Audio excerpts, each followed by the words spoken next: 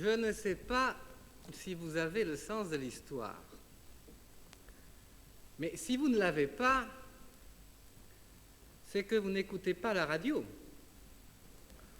ou que vous ne visionnez pas la télévision, ou pas suffisamment, ou alors que vous y mettez vraiment de la mauvaise volonté.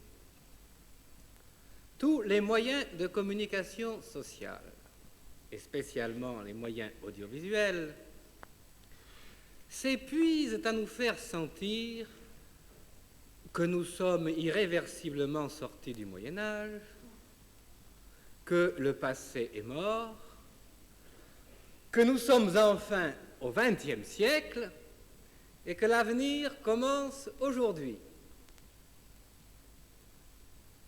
À vrai dire, tout le monde n'est pas encore suffisamment convaincu que nous sommes au XXe siècle.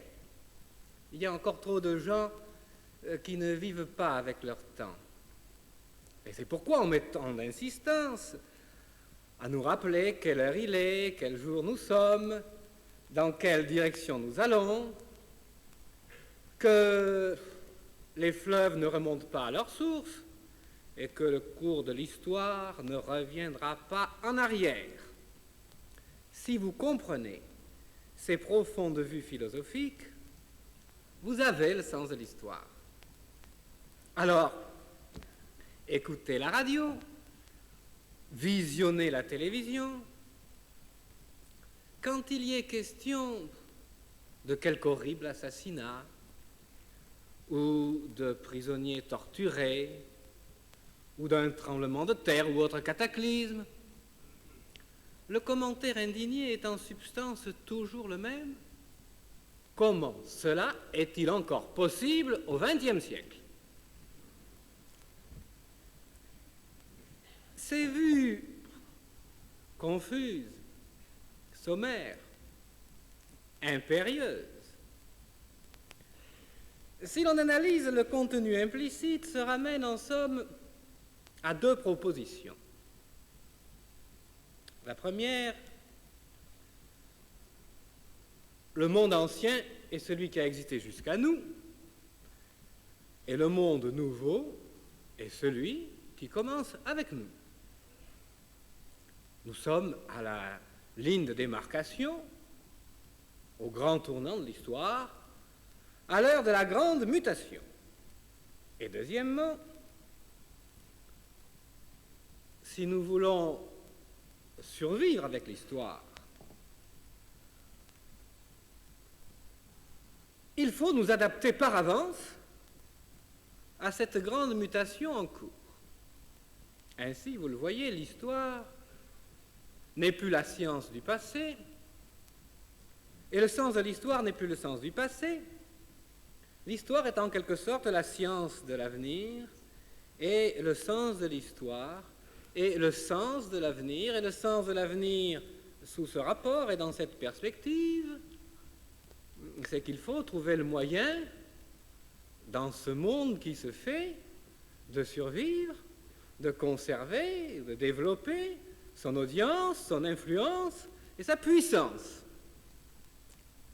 Survivre avec l'histoire qui se fait, au lieu de mourir sur les chemins de l'histoire, enfermé dans une époque révolue.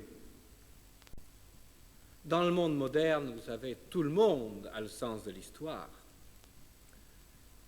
Tout le monde a le sens de l'histoire à une exception près.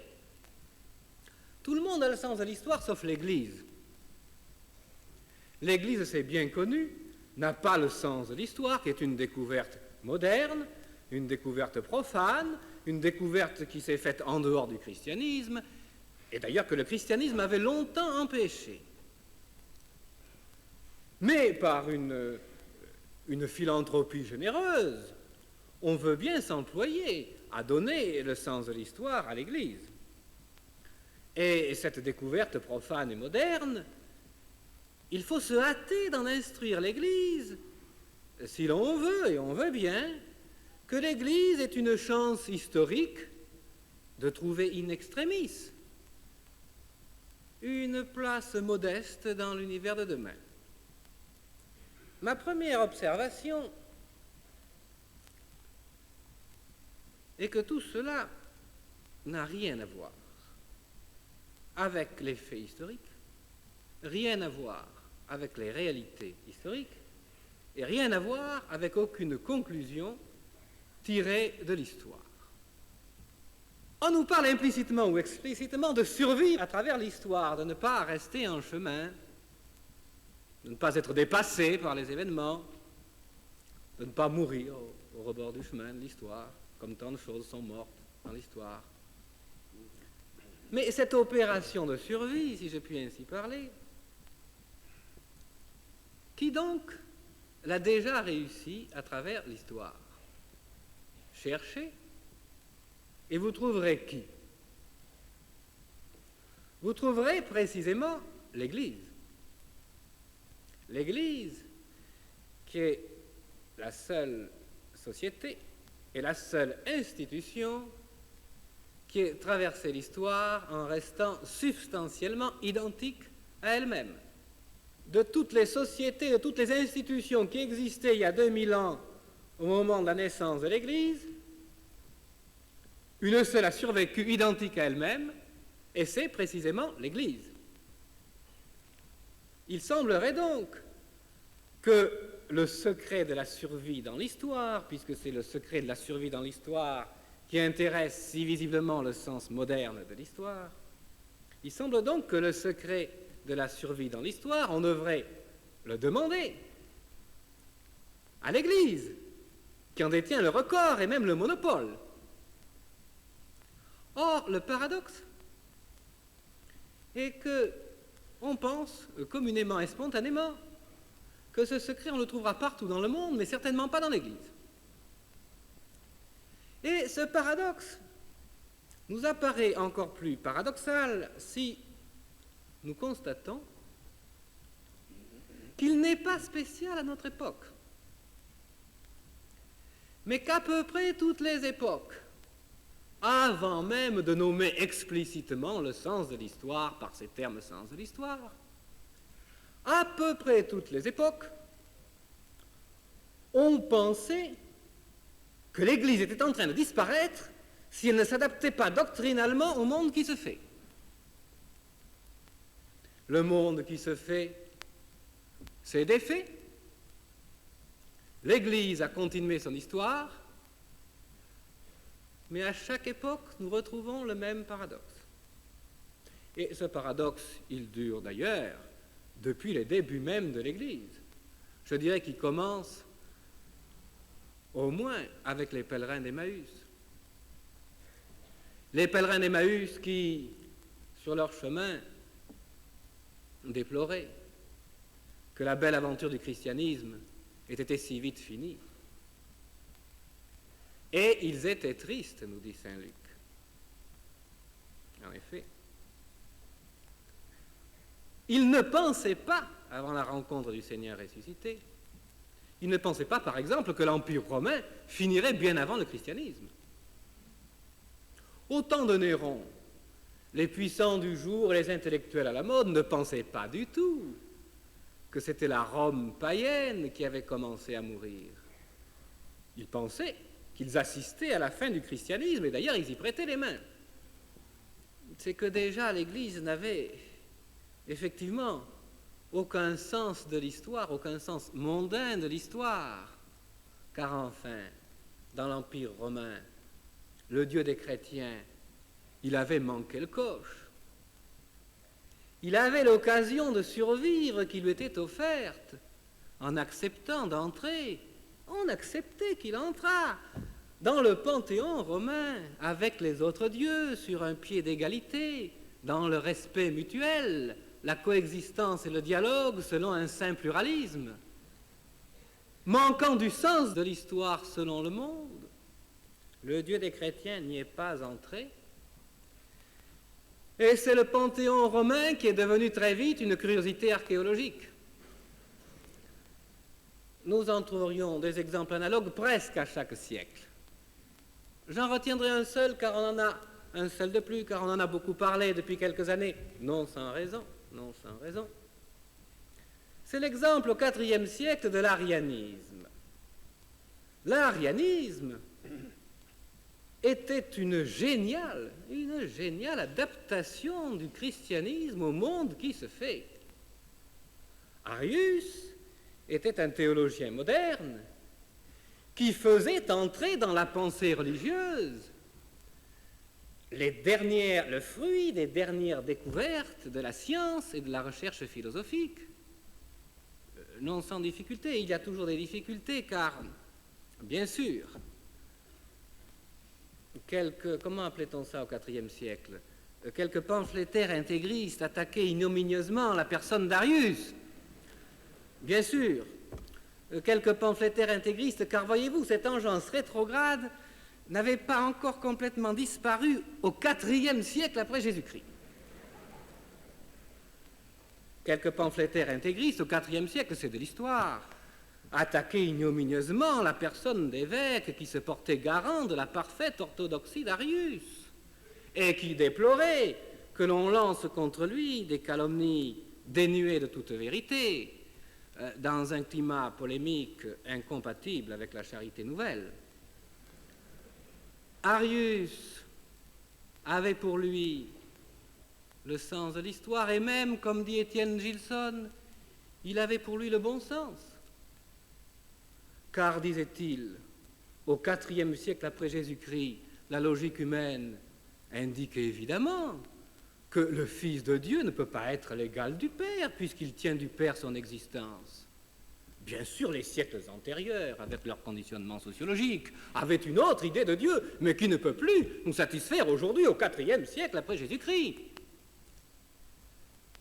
Et Arius restait fidèle à la personne de Jésus-Christ, si l'on voulait bien ne pas le juger sur des citations isolées du contexte, n'est-ce pas? Arius restait fidèle à la personne du Christ. Il en faisait un éloge sincère. Il en parlait avec grande estime. Il disait même que c'était l'homme parfait. Et cette formulation adaptée à ce que le monde nouveau attendait apportait efficacement le Christ au monde contemporain et aux mentalités nouvelles. Il était évident que la voie de l'avenir pour l'Église était d'adopter l'arianisme. Mais l'avenir n'a pas ratifié ce jugement. L'arianisme a été balayé. Et c'est l'Église qui a continué son histoire. L'Église, dont je vous parle jusqu'ici en quelque sorte documentairement et historiquement, car vous me direz, mais bien sûr, l'Église, nous savons par la foi qu'elle est divine, l'Église c'est le Christ, et elle ne peut pas mourir.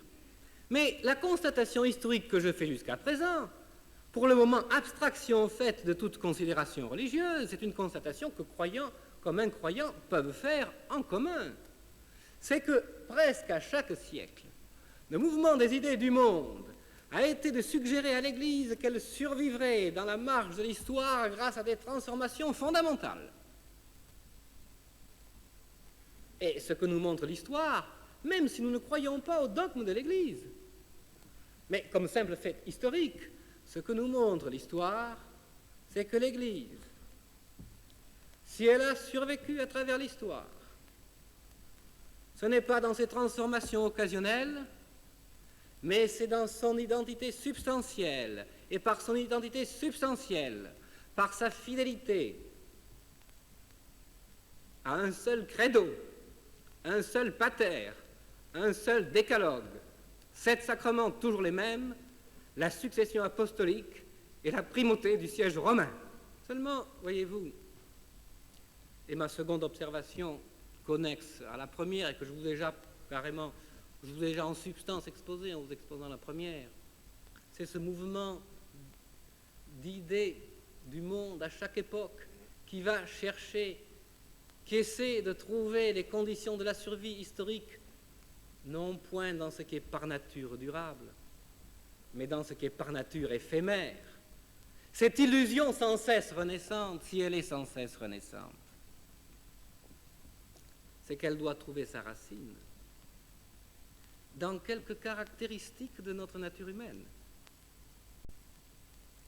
Cette illusion par laquelle nous pensons que le passé est mort, que ce qui a existé jusqu'ici ne compte plus, qu'un monde entièrement nouveau commence avec nous, que l'avenir commence aujourd'hui pour la première fois.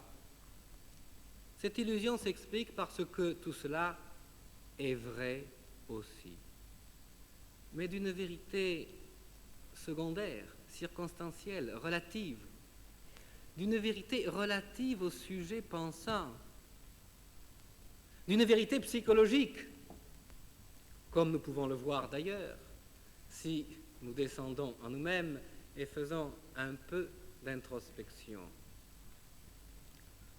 Le moi, l'individu humain, est un être temporel, un sujet connaissant et une existence nouvelle.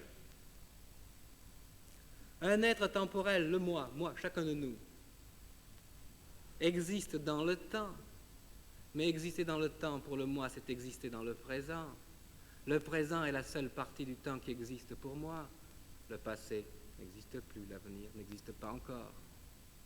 Le présent dans ses deux sens, soit le présent au sens strictement ponctuel, l'instant présent, ou le présent dans son sens étendu, il y a une certaine consistance, l'heure présente, le congrès présent, l'année présente, le monde présent. Je suis psychologiquement au centre du temps à l'intérieur duquel j'existe. Comme sujet connaissant, le moi est un sujet connaissant, le monde existe pour moi dans la mesure où je le connais. Et à l'intérieur de cette connaissance, je suis un sujet connaissant au centre de tous les objets connus. En somme, comme disait Victor Hugo, je suis placé au centre de tout comme un écho sonore. Dans l'ordre de la connaissance, dans l'ordre de la psychologie de la connaissance, c'est vrai. Et je suis une existence nouvelle. Chaque âme est créée par Dieu, mais Dieu ne fabrique pas les âmes en série comme on fabrique des automobiles. Dieu fabrique chaque âme différente et nouvelle. Chaque visage humain qui est le reflet visible de l'âme est différent de tous les autres.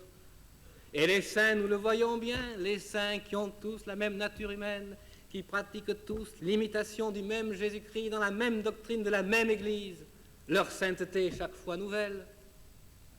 Alors, quand le moi se retranche dans sa particularité, qui est une particularité réelle à sa place, quand il se juge sur sa différence, qui est une différence réelle à sa place, quand il s'enferme dans cette particularité, dans cette différence, il se croit au centre objectivement et non plus seulement subjectivement, il se croit au centre du monde, au centre de l'histoire, au centre du temps. Et la première conséquence, en tout cas la plus immédiate et la plus visible, c'est alors cet aplatissement du passé que nous constatons dans la manière dont n'importe qui et tout le monde aujourd'hui parle de notre histoire. Cet aplatissement du passé, c'est-à-dire cette disparition des reliefs. J'en prendrai un seul exemple. On nous dit la philosophie d'Aristote et de saint Thomas fut bonne en leur temps. Mais nous ne pouvons plus aujourd'hui adopter une philosophie aussi ancienne ou nous référer à une philosophie aussi ancienne qui était bonne sans doute en leur temps, mais maintenant nous sommes au XXe siècle. Or, quand on dit cela, réfléchissez bien à ce vous l'avez entendu dire, réfléchissez bien à ce qu'on nous dit. On rejette Aristote et saint Thomas dans un même passé, dans le même passé, dans un univers ancien, le même univers. Et nous, au XXe siècle, c'est l'univers nouveau. Et on nous dit, nous ne pouvons plus, il y a trop de distance dans l'histoire, aller jusqu'à saint Thomas, qui avait raison en son temps, sans doute, mais c'est trop ancien. Or, ce faisant, on nous détourne de faire ce que précisément fit saint Thomas, et il le fit beaucoup plus que nous, lorsqu'il se référa à la philosophie d'Aristote, et on nous dit qu'il eut raison en son temps, car enfin déjà, d'après les seules mesures numériques du temps, il n'y a pas 7 siècles entre la mort de saint Thomas et notre époque, tandis qu'il y a environ 16 siècles, si je compte bien, entre la mort d'Aristote et la naissance de saint Thomas. Et d'autre part, ils ne sont pas dans le même univers. Car entre eux, il y a le centre de l'histoire et ils sont de part et d'autre du centre de l'histoire. Ils sont de part et d'autre de l'incarnation du Fils de Dieu. Et l'histoire la plus profane, quand elle veut les dater, nous dit qu'Aristote vécut au IVe siècle avant Jésus-Christ et saint Thomas au XIIIe siècle après Jésus-Christ.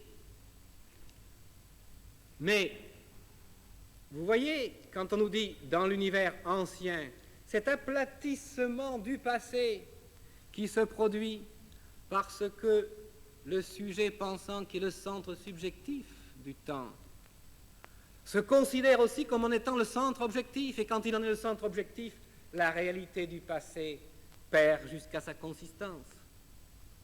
Il y a deux regards différents sur l'histoire. Ce regard subjectif où je suis et où je reste, le centre de l'histoire et où le monde et l'avenir commencent avec moi aujourd'hui. Et le regard objectif qui essaie de voir les événements qui constituent l'histoire et les hommes qui constituent l'histoire dans leurs relations objectives, les uns par rapport aux autres. On nous dit couramment qu'au XIXe siècle, on a vu apparaître les premières tentatives d'une philosophie de l'histoire, et l'on pense à Hegel, Marx et la suite, ou encore à Auguste Comte. Et on nous dit d'ailleurs que les chrétiens, naturellement, étaient en retard, c'est pas eux qui ont trouvé ça, et on s'emploie à donner au christianisme une philosophie de l'histoire, à l'imitation de l'hégélianisme ou du marxisme, ou en opposition à l'hégélianisme et au marxisme. Mais je pose au passage la question, je vous pose quelques questions au passage, mon rapport n'est qu'introductif, vous le savez, à toutes les réflexions et à toutes les études qui sont celles de ce congrès. Une philosophie de l'histoire peut-elle saisir la signification de l'histoire? Et est-ce seulement par sous-développement intellectuel que les philosophes de 25 siècles d'histoire de la philosophie n'avaient pas de philosophie de l'histoire au sens où nous l'entendons depuis le XIXe siècle? Une histoire, mais comme disait Chesterton, d'abord la plus simple histoire, une histoire qui se raconte. Une histoire, c'est quelque chose qui a un début, un milieu et une fin. Toute histoire, dit Chesterton, et moi je sais ce que c'est, je suis romancier, toute histoire commence par une création et se termine par un jugement dernier. Mais s'il y a une histoire, on enlève le début et la fin. La création et le jugement dernier. On enlève aussi l'essentiel de sa signification. Ce sont les chrétiens qui, les premiers dans l'histoire, ont affirmé que la totalité de l'histoire humaine avait une signification intelligible et complète. Les chrétiens sont les premiers qui, dans l'histoire, ont donné des renseignements certains,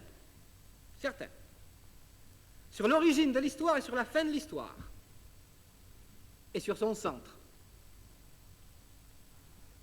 sur le péché originel et ses conséquences, sur l'acte gratuit de Dieu qui rachète l'humanité pécheresse, sur le but de tout cela, qui est l'achèvement du nombre des élus. Mais tout cela est en dehors des prises de la philosophie. Tout cela est en dehors des prises de la raison naturelle.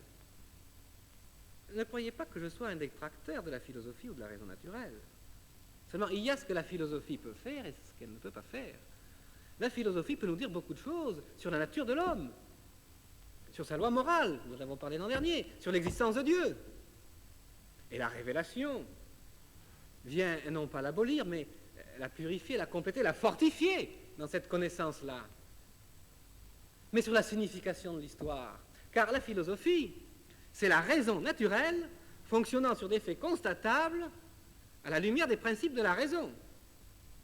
Tandis que la raison naturelle s'exerçant à partir des données de la révélation, ce n'est plus la philosophie, c'est la théologie, et il y a une théologie de l'histoire. À partir des données de la révélation, de la signification de l'histoire qui nous est donnée par la révélation chrétienne. Si bien que, voyez-vous, le sens chrétien de l'histoire n'est pas chrétien dans le même sens que la philosophie chrétienne est chrétienne. La philosophie chrétienne est l'œuvre de la raison, aidée par la foi, si vous voulez, de la manière dont la grâce est de la nature. Si vous enlevez le christianisme et la philosophie chrétienne, il reste encore la philosophie. Moins sûre, à mélanger d'erreurs, mais il demeure une philosophie naturelle, la même. Tandis que si vous enlevez le christianisme au sens chrétien de l'histoire, il ne reste rien, ou quasiment rien. Le sens chrétien de l'histoire est entièrement tributaire de la révélation chrétienne. Non pas qu'on ne puisse philosopher sur l'histoire. Aristote avait philosophé sur l'histoire avant d'écrire son traité de la politique. Aristote avait étudié 158, si je me souviens bien, 158 constitutions politiques ayant réellement existé dans l'histoire. Mais cette philosophie sur l'histoire était une philosophie portant sur la nature humaine, sur les conditions de vie de l'homme en société, sur les constantes de la vie de l'homme en société. Ce n'était pas une philosophie prétendant découvrir la signification d'ensemble de l'histoire de l'homme ou de l'histoire universelle. Je m'avise que le titre qui est inscrit sur vos programmes pour ce rapport introductif, il existe un sens chrétien de l'histoire, est un titre très mauvais, il n'est pas bon. Je peux le dire en toute liberté puisque c'est moi qui l'ai donné étourdiment lorsqu'on m'a représenté que rapport introductif, ça ne suffisait pas comme titre. C'est un titre très mauvais parce que vous pourriez croire que je vais tenter le tour de force acrobatique et réussir peut-être le tour de force acrobatique de vous démontrer cette thèse extraordinairement invraisemblable et difficile qu'il existe un sens chrétien de l'histoire. Or, je n'ai ni à le démontrer, ni à le révéler. J'ai tout au plus à vous le rappeler, car c'est une évidence immédiate qui apparaît dès qu'on y porte le regard, le seul problème étant de savoir pourquoi le regard s'en détourne si facilement et si constamment. C'est une évidence immédiate que je vous rappelle, c'est que le christianisme, non seulement il nous révèle le sens de l'histoire, mais il est le seul à nous le révéler. Il n'a pas de concurrent réel. Il nous révèle le sens de l'histoire depuis le début, même avant l'apparition de l'homme, depuis la révolte des anges. Il nous révèle la fin de l'histoire. Et on pourrait même dire d'ailleurs que la révélation chrétienne n'est en somme pas autre chose que la révélation du sens de l'histoire.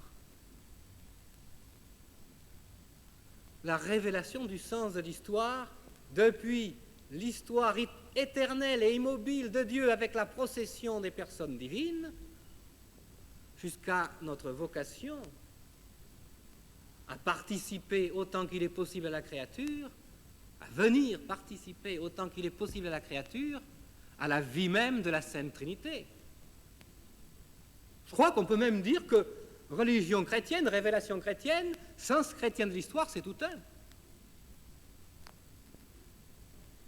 Mais alors, instance, comment se fait-il qu'on nous dise toujours que c'est le christianisme qui n'a pas le sens de l'histoire, tandis que nous, les gros bras du monde moderne, c'est nous qui l'avons?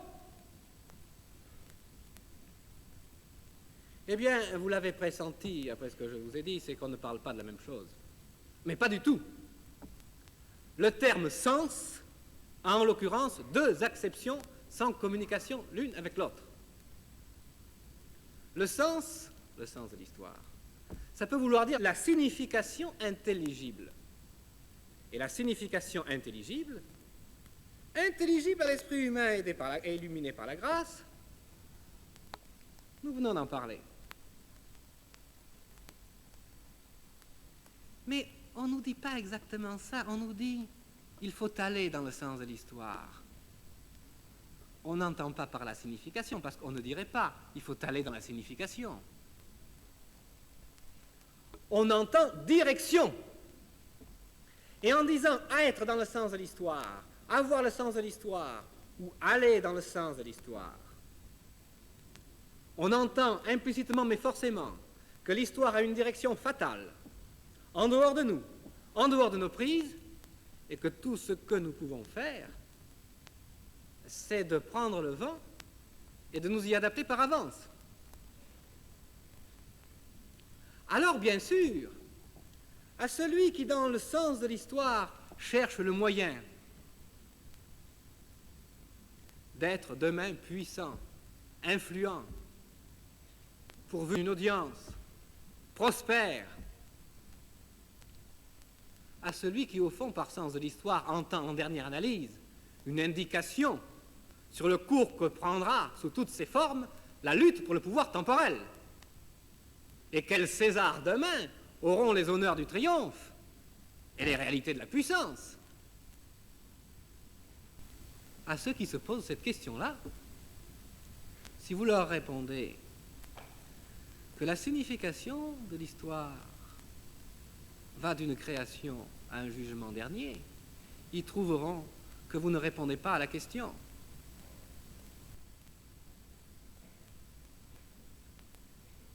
Mais qu'y faire? Car le sens de l'histoire, il apparaît au prix et au bout d'une conversion. C'est tout au moins ce que je souhaite vous suggérer par ces remarques un peu cursives et un peu rapides.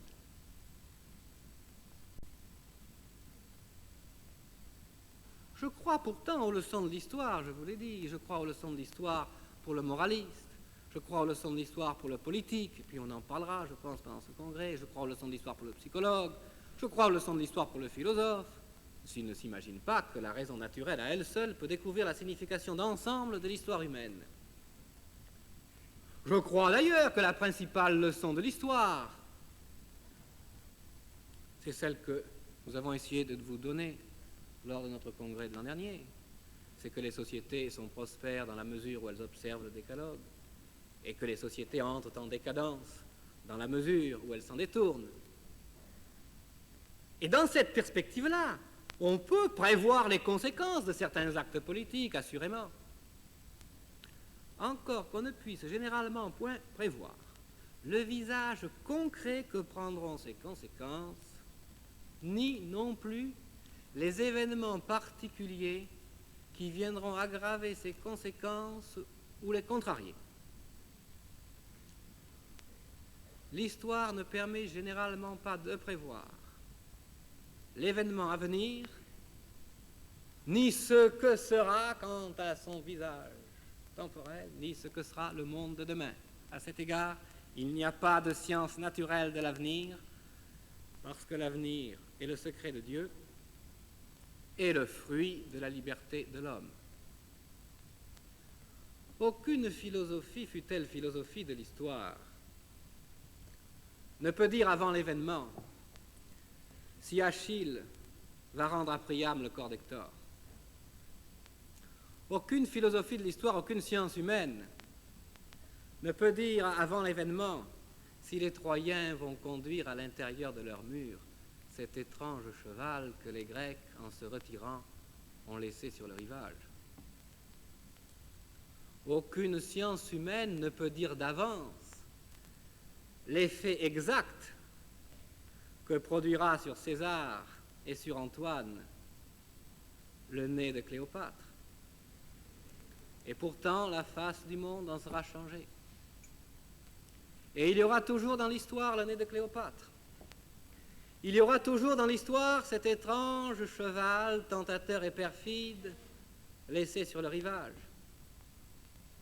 Et il y aura toujours dans l'histoire la prière du vieux Priam au pied d'Achille vainqueur.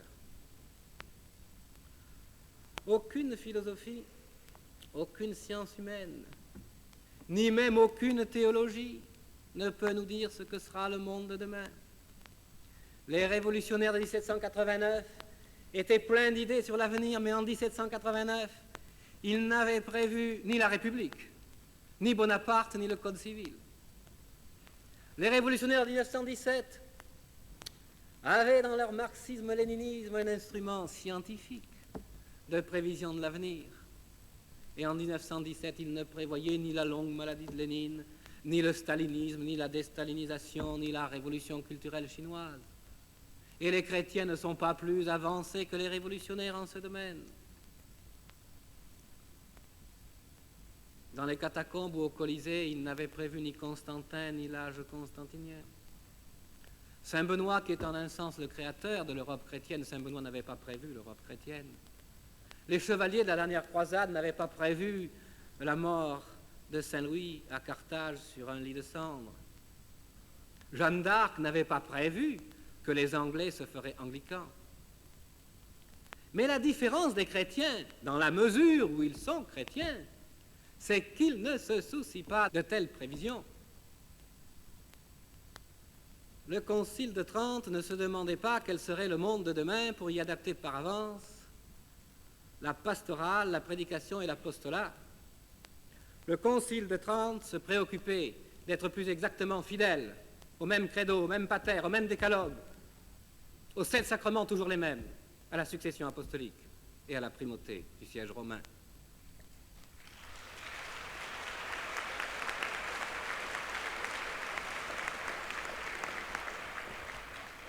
C'est là-dessus, car il en est temps, que je voudrais vous proposer une double conclusion.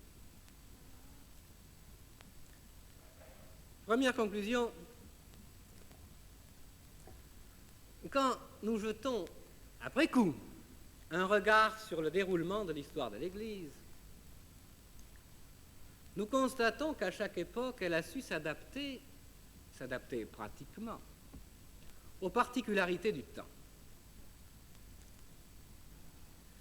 Et nous constatons que ceux qui ont le mieux réussi cette adaptation, ce sont les saints, qui n'en avaient en général aucun souci. Les saints sont ceux qui ont le plus certainement devancé leur temps, ce sont même ceux qui ont le plus réellement travaillé pour l'avenir temporel. Mais leur règle en ce domaine, nous la connaissons, elle était tirée du chapitre 6e de Saint Matthieu. Ne vous inquiétez pas du lendemain, demain s'inquiétera de lui-même, à chaque jour suffit sa peine.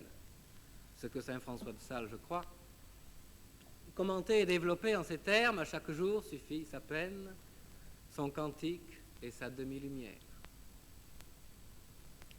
Les plus vaines, voyez-vous, les plus vaines des plus vaines spéculations rationnelles, les plus vaines des plus vaines spéculations naturelles, sont celles qui prétendent caractériser et cataloguer la marche phénoménologique du temps sur le thème « Nous sortons d'une époque qui était ceci et nous entrons dans une époque qui sera cela ». Personne n'en a jamais rien su à l'avance. Et les saints n'ont jamais pris des spéculations aussi générales et aussi illusoires pour règles d'action, pour critères de discernement ou pour lumière de la pensée. Une telle spéculation étant toujours erronée, on se fourvoie toujours lorsqu'on veut fonder une action politique ou une action religieuse sur une telle prospective. C'est ma première conclusion. On se fourvoie toujours lorsqu'on veut fonder une action politique ou une action religieuse sur une telle prospective. Il vaut mieux jouer à la loterie parce qu'au moins à la loterie, quelquefois, on gagne. Ma seconde conclusion, c'est quand il pleut.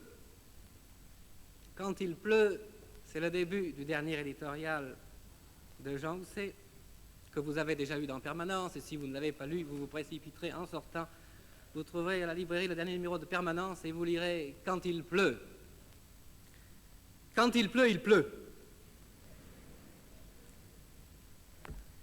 Et nous ne sommes pas inattentifs au mal multiforme du temps présent, même si nous parlons plus volontiers de celui du IVe siècle ou du XVIe. Dans toutes ces variétés multiformes,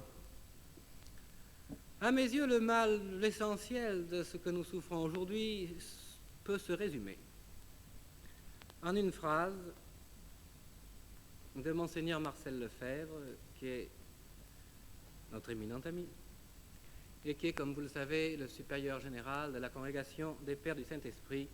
Cette phrase, elle dit simplement « La puissance de résistance de l'Église au communisme, à l'hérésie, à l'immoralité, a considérablement diminué. Fin de la citation. Ce processus d'affaiblissement à l'immoralité, à l'hérésie, et troisièmement au communisme de l'époque, qui est ceci ou qui est cela, selon les temps. Ce processus, nous l'avons vu plusieurs fois dans l'histoire, le même processus. Nous l'avons vu au moment de l'arianisme, nous l'avons vu dans l'histoire au moment de l'humanisme du XVIe siècle, nous l'avons vu au XVIIIe siècle, etc. Ce processus de mort aboutit toujours à la même résurrection.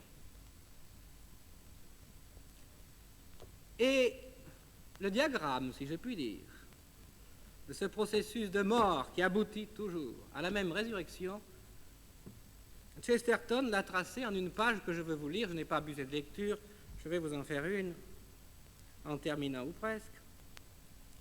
Ce diagramme, en quelque sorte, tracé par Chesterton, le voici. L'arianisme avait toute apparence humaine d'être la forme naturelle sous laquelle on pouvait prévoir la disparition progressive de la superstition constantinienne.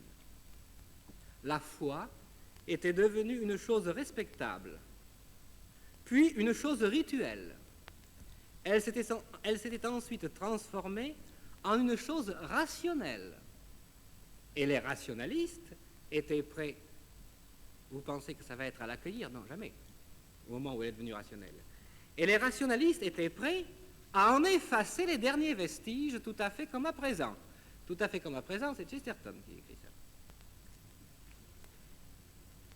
Mais il ajoute: lorsque le christianisme reparut soudain et les renversa, ce fut presque aussi inattendu que l'apparition du Christ ressuscité des morts.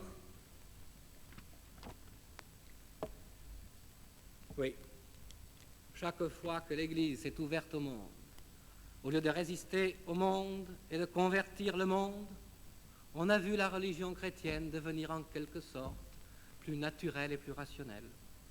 Et chaque fois que l'on a vu la religion chrétienne devenir en quelque sorte plus naturelle et plus rationnelle, on a pu constater qu'elle recueillait beaucoup d'applaudissements de la part du monde.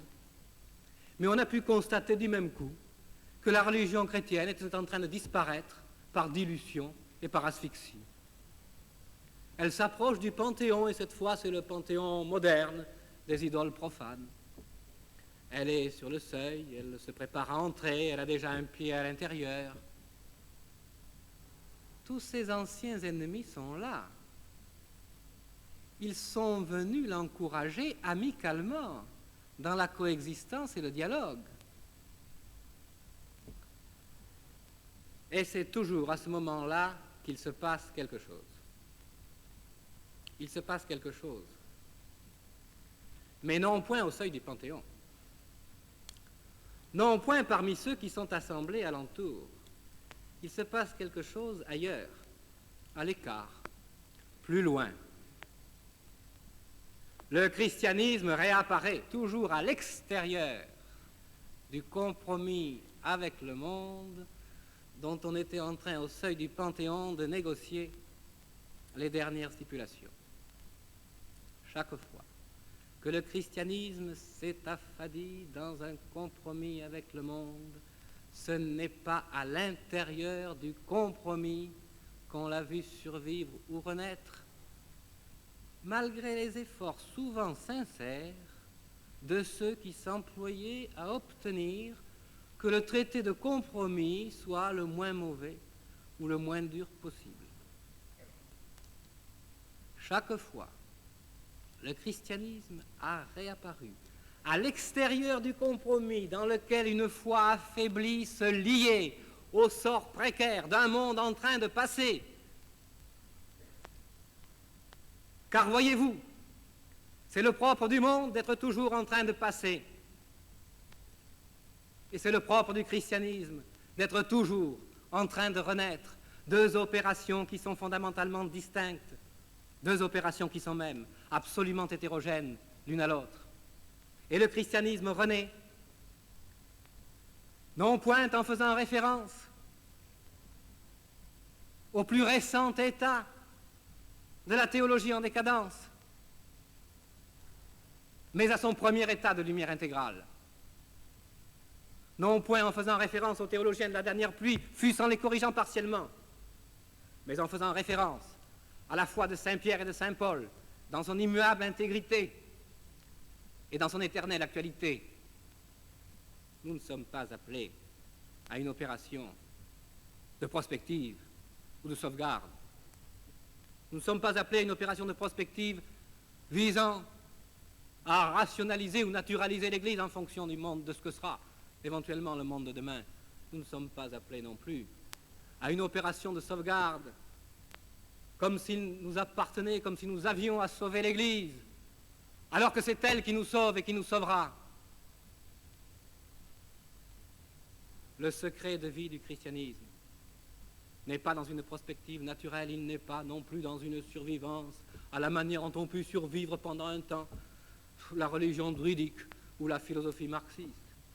Le secret de vie du christianisme, pour chaque homme, à chaque génération, à chaque moment de l'histoire, il est dans une nouvelle naissance, dans une résurrection. Ce n'est ni par prospective, ni par survivance, c'est par résurrection que l'âme morte dans le péché renaît à la vie de la grâce. Et pareillement, ce n'est ni par prospective, ni par survivance, c'est par résurrection qu'une Église ouverte au monde et apparemment promise à la mort renaît dans la splendeur originelle de son institution divine. Nous sommes appelés à consentir et à participer à une opération de résurrection. Mais le christianisme, comme le Christ, ne ressuscite pas à moitié dans un compromis de partage négocié avec la mort ou avec le monde. Nous sommes appelés à une opération de résurrection intégrale par la foi, par la fidélité pleinement confiante au Christ ressuscité, maître de l'histoire par sa croix, et qui exerce sa seigneurie par la résurrection. Pourtant, le mal est profond, me direz-vous. Je vous réponds, il est plus profond encore que vous ne l'imaginez, car aucune raison humaine, même la plus inquiète, ne peut arriver à mesurer la profondeur du mystère d'iniquité. Ce que nous entendons résonner dans le monde d'aujourd'hui, c'est le bruit des marteaux frappant sur les clous, les 3 clous de la crucifixion. Et puis, nous voyons les ténèbres qui se font sur la terre. Et puis, voici que les princes des prêtres et les soldats ont pris la précaution supplémentaire de placer la pierre du tombeau. Ils ont scellé la pierre et ils ont posté la garde. Ces signes ne trompent pas. D'une manière ou d'une autre, la résurrection est proche.